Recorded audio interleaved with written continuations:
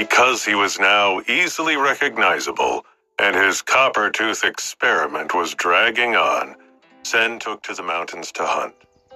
He knew it was the safest area for him to go for the time being. The terrain was so vast and dangerous that not even the Son of Heaven would even attempt to search there. So it was a surprise when Sen heard footsteps of someone quickly approaching him. Sen stood up quickly, preparing himself for whoever was coming. Surely, he thought, it couldn't be one of Son of Heaven's goons. They're far too lazy to come out this way. He was surprised to see that the man, when he approached, didn't even seem to be looking for him. The man, who was young and clearly exhausted, instead hobbled over to the nearby pond and crouched down next to it. This guy looks half dead, Sen thought. Noting the man's ragged clothes and liberal covering of cuts and bruises, Sen watched as the man began to bring the pond water to his face with cupped hands, and decided to make his presence known. Friend, you should know, that pool has iron-toothed crocodiles in it. They'd take your hand off or worse. If the man alerted the crocodiles, who knows what hell would break loose? The crocodile's bite was strong, and while it most likely couldn't get through Sen's sacred blood beast armor, it would easily crunch through human flesh. And Sen wanted to prevent summoning his armor in front of another person for as long as possible. The young man looked at Sen with an appraising eye. By his expression, it seemed he wasn't too impressed by what he saw. Look in the mirror, buddy, Sen thought. The man's voice was not what Sen expected. It betrayed his rough exterior. He spoke with the aristocratic lilt of a cultured upbringing. He didn't bother thanking Sen. Where am I? And where is Glory Shelter from here? Glory Shelter? Sen had heard of it. Even as the closest shelter to his own steel armor shelter, it was quite far away. This is the Tekun mountain range, north of Steel Armor Shelter. I've never been to Glory Shelter and couldn't tell you where it is from here. Good God, I've come so far that I'm now in another region? The man said to himself, ignoring Sen entirely. Then, coming to some internal conclusion, he said, Take me there. To Steel Armor Shelter? Sen was taken aback by the brashness of this man, who spoke like he was Sen's lord while wearing beggar's clothes. He didn't even find himself getting angry. The situation was just too odd. Still, he couldn't just drop everything and return to Steel Armor Shelter because some stranger asked him to. Instead, he suggested, Here's what you do. Go south from here. If you keep a good pace, you should reach the shelter by nightfall. No. Now Sen was really surprised. No? What do you mean, no? The man was commanding now. I said, take me there. Not give me directions, you simpleton. My name is Leonard Solar, and you should be grateful for my attention. Now come on. Sen was unprepared when the man reached out and smacked him right in the face. Obedience, man. No more dallying. Now let's go. The man, Leonard, just looked at him expectantly. He really seemed to think Sen was going to just do what he said, no questions asked. Unfortunately for him, Sen had dealt with his type before, and it was his turn to say, no. He summoned his bronze crescent spear and angled it at Leonard. But the man was not impressed by the beast soul weapon, even as Sen expertly took a fighting stance. He didn't even summon his own beast soul weapons. The man sneered. I see you've practiced the rubbish techniques they teach at integrated compulsory education. No wonder you don't know your manners. You don't even know how to fight properly. My beast soul weapons may have been damaged on the way here, but I hardly think I need them for a weakling like you. The young man then raised his palm and held it close to his chest before extending upward in a sweeping gesture, slashing his bare hand at the blade of the spear. Sen had seen what this spear could do to flesh and expected sounds of pain. However, something seemed to happen to the man's hand immediately before impact. and his palm and the blade ricocheted off each other with a clang, like metal on stone. Leonard pulled back his hand, then extended his whole body again, throwing all his momentum behind the same hand. This time he aimed for the shaft of the spear. He connected, and the force of the blow snapped the spear in half.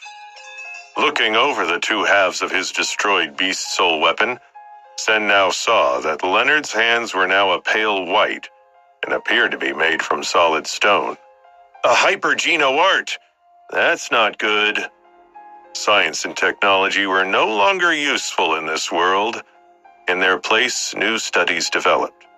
One particular study, that of martial arts, became a focal point of human experimentation and development when they began to spill into God's sanctuary those many years ago. Now that humans had access to geno points, their bodies were better, stronger, and more capable than those of humans past. And so they were in need with new martial techniques to match their new power. A new classification of martial arts was established: hyper-geno arts. These were abilities specifically designed to tap into the potential of geno points. Rooted in ancient martial arts, these techniques could not be explained by modern science and were rather much more easily explained in terms set out by ancient mysticism. As these abilities were powerful and precious, they were hoarded by the rich and connected, and it followed that the stronger the ability, the less accessible to the public it became. For those who graduated from integrated compulsory education like Sen, hyper-geno arts were far out of reach. Only advanced private schools would offer such sought-after education. The man grinned at Sen. "Do you even recognize this ability? This is what I was learning while you were, ahem." He gestured to the broken spear, which now lay on the ground at Sen's feet. "Practicing that." Sen didn't have a good comeback to that. Hyper-geno arts were indeed useful tools that Sen dearly wished he had access to. Hyper-geno arts represented the true potential of mankind, a synthesis of acquired power and inner mastery. If geno points were turning ore into steel, then hyper-geno arts were turning steel into actual weapons. Or in this case, hands into weapons. His assailant raised his heavy stone hands into the ready position. "Scum like you should be put in its place. But I don't have time to teach you, so I'll make it simple. Lead the way, or I'll punch a hole through you." Sen had heard enough. "Kiss my ass," he said. Then, going against his new code, Sen summoned his beast soul armor. For a flashing moment, he worried that the man would recognize him as Dollar. But Leonard's face showed no recognition, only scorn and rage. The man snarled, "I'm going to end..." But before the man could even finish, Sen attempted to sweep the man's leg with a low kick. Before he could connect, however, the man reacted with practiced precision, using his stone hand to knock the leg away. The deflecting blow was powerful and managed to knock Sen a few feet back. When Sen looked down, he saw that his golden armor had a mark where the hand had collided with it. The young man seemed equally surprised, but for the opposite reason. "Your armor didn't break under my jade skin? Well, scum. I didn't think you'd have it in you to own a sacred blood beast soul. It seems heaven is smiling down on you today. You have something to trade for your pathetic life. Hand it over." Sen didn't bother responding to this. He jumped high and launched another kick, hoping the unexpected angle would catch the man off guard. The man was ready, though. He grabbed Sen's leg with a vice grip. He could feel his armor being squeezed, and felt with horror as it began to slowly give way under the attack. The man twisted and forced Sen down onto his chest, keeping his leg behind him while driving his own knee into Sen's back. Sen screamed in pain. The man taunted him mercilessly. "Scum with a beast soul is still scum. I'll take pleasure in having my maid clean your filth off of your things." He began to batter the back of Sen's head with enhanced blows. Sen shut his eyes tight, resisting the natural reaction to become stunned under the pressure. He timed his next move perfectly, waiting until the man leaned back to wind up an attack to push upward with all his might, toppling his opponent and standing in one smooth motion. The man collided with a rock and blood began to drip from his nose. "You really think you can beat me?" Leonard snarled. In answer, Sen revealed the power he had been saving for last. He summoned the aspect of the Blood Slayer and shapeshifted into the fearsome sacred blood creature. The man, who had been pointedly unimpressed by anything Sen had done thus far, could not hide his shock as Sen began to grow. Soon, Sen towered over the ragged man, whose stone hands looked small and pathetic compared to his own massive ones. Sen knew he didn't have long in this form, but he hoped that the man didn't know that. He had to make the best use of the time he had while in that form. He charged forward, galloping on his four legs. He picked Leonard up by the torso and slammed him against a stone outcrop, roaring. Leonard, for his part, continued to hack away at Sen's arms with his jade skin, but the hardened stone would barely affect the beast soul's thickened hide, especially as it was adorned with the golden beast soul armor.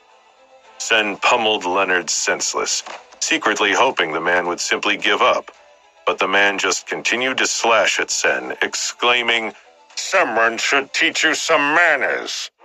Eventually, Sen learned it would take death to force his attacker to cease, and Leonard's lifeless body collapsed onto the rocky ground and remained still afterwards. Sen immediately unsummoned his shape-shifting beast soul and returned to normal. Now back in his own body, he fell to the ground. The beast's form afforded him incredible combat power, but it took a toll on him. Even that short period had been strenuous. What's more, even in his battered and weary state, this Leonard had done tremendous damage to him with his jade skin technique. It was clearly powerful enough to do tremendous damage, and, especially if that man had his full strength at the time, even stand toe-to-toe with sacred blood-level beast souls. Sen shook his head. "I don't want to know what would have happened if I hadn't had the shape-shifting ability for that fight." Sen looked at the body in front of him and felt a pang of regret. This was the first human he had killed, and even though he was simply defending himself, and though he knew that the man wouldn't have hesitated a second to kill him if he had had the chance, it was still a difficult act to perform. Maybe that's what separates me from people like him, though, Sen thought, standing back up. I fight for others and show basic respect. He couldn't bring himself to see me as anything but scum, and it led to his death. Sen didn't want to remain here long. However, as he turned to go, he happened to notice a small object emitting a flickering light from within Leonard's pants.